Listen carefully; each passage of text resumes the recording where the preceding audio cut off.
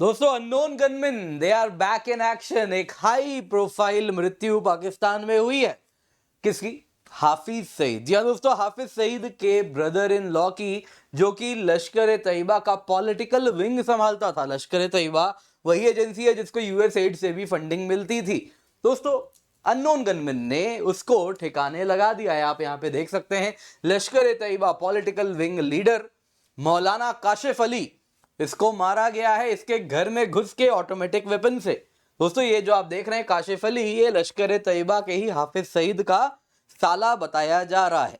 अब दोस्तों इसको मारा गया है और इसके साथ कहीं ना कहीं आप अगर देखें तो पाकिस्तान में जो डर है वो बहुत ज्यादा बढ़ गया है। जी हाँ दोस्तों, इसको कहते हैं डर का माहौल। पाकिस्तान में डर का माहौल इसलिए बना है क्योंकि जो आतंकवादी संगठन है वो कह रहे हैं अरे लश्कर तैयबा के चीफ, उसका साला तक सेफ नहीं है। पॉलिटिकल विंग लश्कर तैयबा का, उसका चीफ सेफ नहीं है। हम तो छोटे मोटे आतंकवादी हैं, हमारा क्या होगा? पाकिस्तानी सरकार से, हुकूमत से वो कह रहे हैं कि हमें प्रोटेक्शन यहां पर आप दें।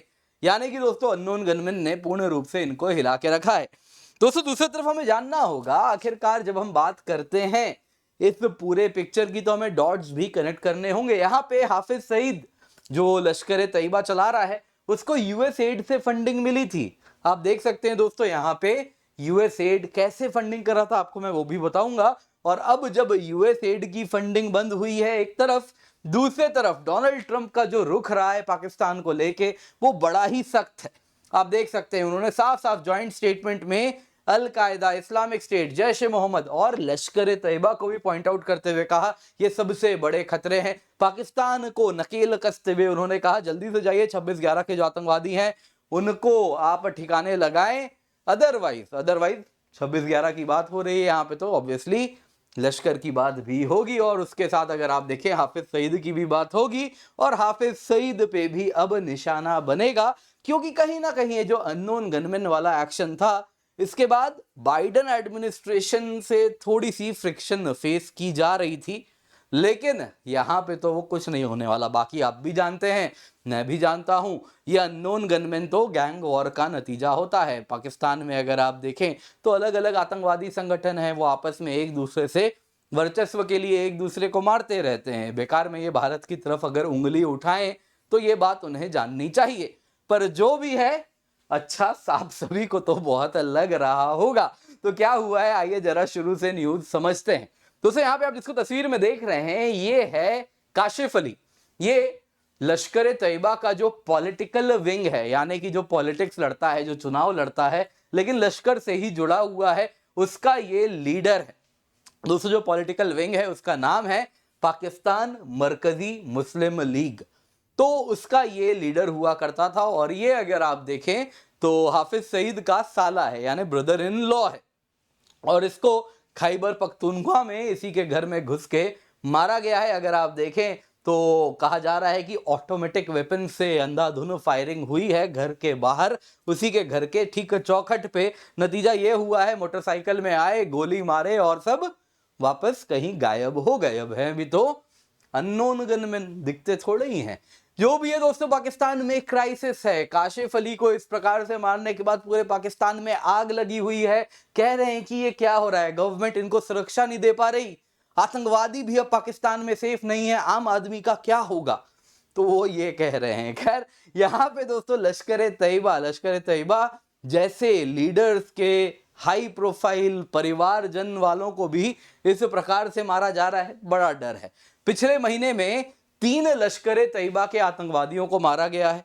2 तो रोड में एक्सीडेंट में मरे हैं, मारा गया क्या, मरे हैं। 3 मरे हैं, 2 रोड एक्सीडेंट में मरे हैं और एक इस प्रकार से आतंकवादी की मृत्यु मरा है। लेकिन डर है क्योंकि अब तक तो छोटे मोटे आतंकवादी मारे जा रहे थे, लेकिन अब तो काशिफ अली मारा गया है, तो पाकिस्तान में डर तो होगा ही। अगर आप देखें तो अब तक पाकिस्तान से कोई रिएक्शन तो नहीं आया है, लेकिन हाँ आतंकवादी संगठन जितने भी हैं वो बड़े डरे हुए हैं। वापस से बड़ा मुश्किल से वो डर का वातावरण कम हुआ था, डर का माहौल कम हुआ था जब खुलेआम आतंकवादियों को पाकिस्तान में मारा जा रहा था, सारे पाप को साफ किया जा रहा था। लेकिन अब मानो जैसे वापस से हमें कहीं छुप के रहना पड़ेगा। यहां पे दोस्तों जानना होगा यूएसएड और एलईटी का क्या कनेक्शन बताया जा रहा है।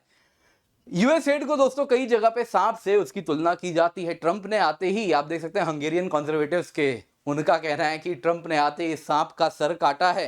तो यूएस एड की यहाँ बात हो रही है। यहाँ पे आप जिनको देख रहे हैं यूएस एड की चीफ समांता पावेल्स हैं। तो यहाँ पे यूएस एड की अगर आप बात करें तो उन्होंने अलग अलग एनजीओ को दुनिया भर में पैसा देते हैं, ये तो अब तक हमने देखा ही है। उसमें अगर आप देखें तो यूएस एड ने पैसा दिया है फलाह ए इंसानियत फाउंडेशन को। अब ये एफआईएफ कौन है? एफआईएफ एलईटी का और जेयूडी का ही एक फ्रंट है। एलईडी बेसिकली एलईटी बैन लगाया गया तो जमात उद दावा बन गया, जमात उद दावा बैन लगाया गया, तो इस प्रकार से ये अलग अलग संगठन के द्वारा ऑपरेट करने लगा। एफआईएफ पाकिस्तान बेस्ड संस्था है जो कि क्लोजली कनेक्टेड है जमात उद दावा से। जमात उद दावा दोस्तों अगर आप देखें ना तो वो कहता है कि जी हम तो एनजीओ हैं, हम तो डिजास्टर होता है पाकिस्तान में तो हर साल बाढ़ आता है, बाढ़ नहीं आता है तो भुखमरी होती है, आटा कम हो जाता है, तो उसमें लोगों तक हम मदद पहुंचाते हैं और उसके लिए हम पैसे जमा करते हैं।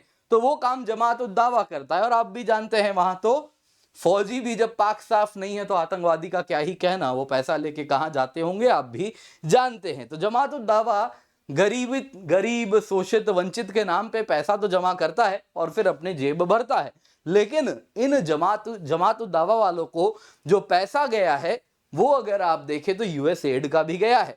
यूएस स्टेट डिपार्टमेंट के डॉक्यूमेंट ने ही एफआईएफ फलाह ए इंसानियत फाउंडेशन जो जमात उद दावा से जुड़ा था उसके ऊपर बैन लगाने की बात की है। यहाँ पे आप देख सकते हैं यूएस स्टेट डिपार्टमेंट के डॉक्यूमेंट में था कि देखिए ये एफआईएफ और कोई नहीं है, एलईटी से जुड़ा हुआ संस्था है, इसको बैन कीजिए। यूएस एड ने उसके बावजूद भी एफआईएफ को पैसे दिए हैं। कैसे पैसा राउट हुआ है? तो हुआ यूं, यूएस में एक helping hand for relief and development HHRD Michigan based Muslim charity front है। यूएस एड ने इनको पैसा दिया और यूएस एड का पैसा जो HHRD के पास गया जो कि यूएस बेस्ड संस्था है, वहां से ये एफआईएफ के पास पहुंचा है। तो इस तरीके से यूएस एड ने इनको पैसे दिए हैं। अब देखिए दोस्तों कितना ब्रेजन है, मतलब कोई फर्क ही नहीं पड़ता। जो रूल्स बेस्ड ऑर्डर है ये दुनिया के लिए, हमारे लिए नहीं। साफ साफ इनका रूल सही रहा है। अगर आप देखें बाइडेन प्रशासन में अक्टूबर 2021 की बात है, यूएस एड ने $1,10,000 HHRD को दिया था जो कि घुमा के वापस जमात के पास उनमें से वो सारा पैसा पहुंचा था। अब ये अवार्ड अगर आप देखें तो लॉन्ग स्टैंडिंग एलिगेशन रहा कि आप हर साल HHRD को पैसा दे रहे हैं, वो पैसा डेजिग्नेटेड आतंकवादियों को पहुंचता है। डेजिग्नेटेड यानी कि आपने जिनको ओपनली टेरर ऑर्गेनाइजेशन कहा है, एलईटी को, जेयूडी को 2010 में यूएस ने बैन किया है, उनको आपका पैसा पहुंच रहा है। बाकी अनडेजिग्नेटेड तो छोड़ ही दीजिए, डेजिग्नेटेड आतंकवादी संगठन को आप ही का पैसा जा रहा है क्योंकि आप HHRD को पैसा दे रहे हैं। इस प्रकार से यूएस एड पे उंगली उठाई गई। उसके बावजूद भी 2021 में जब पैसे दिए, इतना हो हल्ला हुआ कि डेजिग्नेटेड आतंकवादियों को पैसा देने वाली ये संस्था है, क्यों पैसे दे रहे हो उसको। लेकिन 2 साल बाद पता चला 2023 में यूएस एड ने फिर उसी HHRD को पैसा दिया है। तो ये बताता है कितना ज्यादा यहां पे कोई दाल में कुछ काला नहीं है, पूरी दाल ही काली है। अब दोस्तों आइए जरा देखते हैं ट्रंप एडमिनिस्ट्रेशन में क्या होने वाला है। देखिए ट्रंप एडमिनिस्ट्रेशन का अप्रोच बड़ा ही क्लियर दिख रहा है। It's very transactional. आप मुझे बिजनेस दो और आप अपना नेबरहुड खुद देखो। यूएस ग्लोबल पुलिसिंग अब नहीं करने वाला, अपना नेबरहुड आप लोग स्वयं संभाले। बांग्लादेश के बारे में क्या कहा उन्होंने? ट्रंप ने साफ साफ कहा I leave Bangladesh to PM Modi. वैसे यहाँ पे दोस्तों आतंकवादियों पे, जिहादियों पे बड़ा क्लियर अप्रोच रहा है ट्रंप का। ट्रंप साहब ने क्लियरली कहा है कि देखिए dangers of radical Islamic terrorism से हमें बच के रहना चाहिए। अब दोस्तों ये जो रेडिकल इस्लामिक टेररिज्म शब्द है ना, ये ओबामा के लिए कहीं ना कहीं शब्द था। ओबामा कभी ये शब्द नहीं बोलते थे, रेडिकल इस्लामिक टेररिज्म, ये लेटर्स के तीनों शब्द, तीनों वर्ड्स एक साथ वो कभी नहीं लेते थे। लेकिन Trump was very clear right from the very beginning. यहां पर दोस्तों बता देता हूं, ट्रंप के अरब वर्ल्ड के साथ रिश्ते बड़े मजबूत हैं, लेकिन अरब वर्ल्ड भी आज यही कह रहा है कि हमसे ज्यादा रेडिकल इस्लामिस्ट जिहादिस्ट आपको यूरोप में देखने मिल रहे हैं।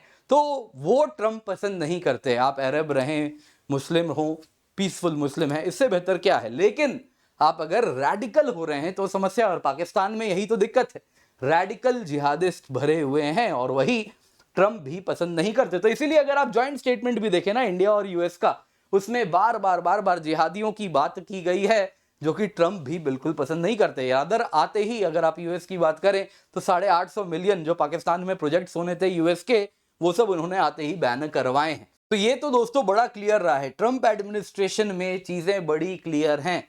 उनको ये ग्लोबल पुलिसिंग से लेके जो दुनिया भर में यूएसएड के द्वारा कोवर्ट प्रोग्राम्स चल रहे हैं, उनको ट्रंप को उनसे खास लेना देना नहीं है। उनका अप्रोच बड़ा क्लियर रहा है, जिसमें वो साफ साफ कह रहे हैं कि भाई पाकिस्तान भारत को ही देखना है। तो यहाँ पे दोस्तों जानना क्या होगा, जानने वाली बात यह है कि अगर आप बात करें अननोन गनमैन की, थोड़ा बहुत यूएस से प्रेशर तो आ रहा था कि जो भी अननोन गनमैन एक्टिविटी करवा रहे हैं थोड़ा सा उस पर रोक लगाएं। कारण था कि वो अननोन गनमैन एक्टिविटी की आंच उनके देश में भी पहुंच रही थी।